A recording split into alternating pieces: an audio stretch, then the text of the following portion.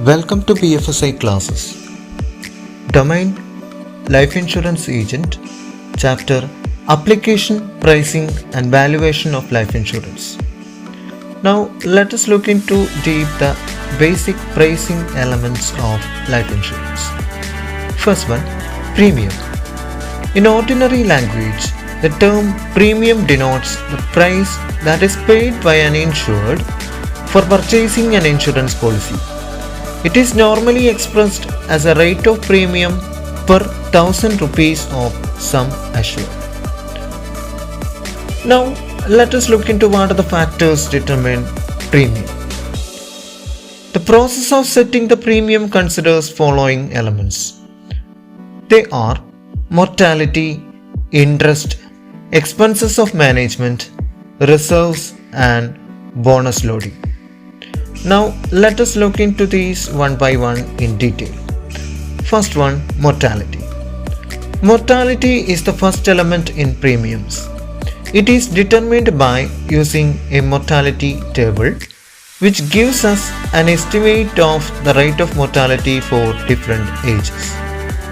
For example, in the following table, if the mortality rate for age 35 is 0.0035, it implies that out of every 1,000 people who are alive as on age 35, 3.5 are expected to die between age of 35 and 36. The table may be used to calculate mortality cost for different ages. For example, the rate of 0.0035 for age 35 implies a cost of insurance of 0.0035 into 1,000, that is equal to rupees 3.50 per 1,000 sum assured.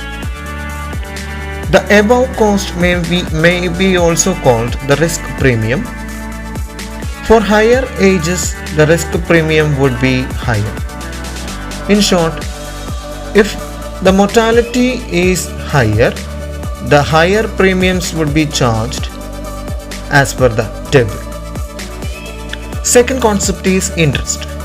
Interest is simply the discount rate we assume for arriving at the present value of future claim payments that have to be made. If we need to have rupees 5 per 1,000 to meet the cost of insurance after 5 years, and if we assume a rate of interest of 6%, the present value of rupees 5 payable after 5 years would be 5 into 1 by 1.06 raised to 5, that is equal to 3.74. If instead of 6% we were to assume 10%, the present value would be only 3.10. In other words, the higher the rate of interest assumed, the lower the present value. Or in other terms, if higher the interest rate assumed, lower will be the premium.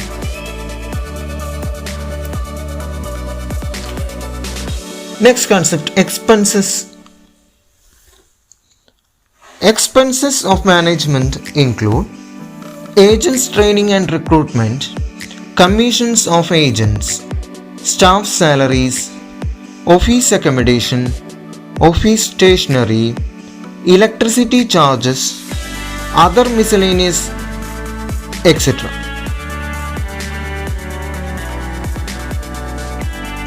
Next concept is reserves.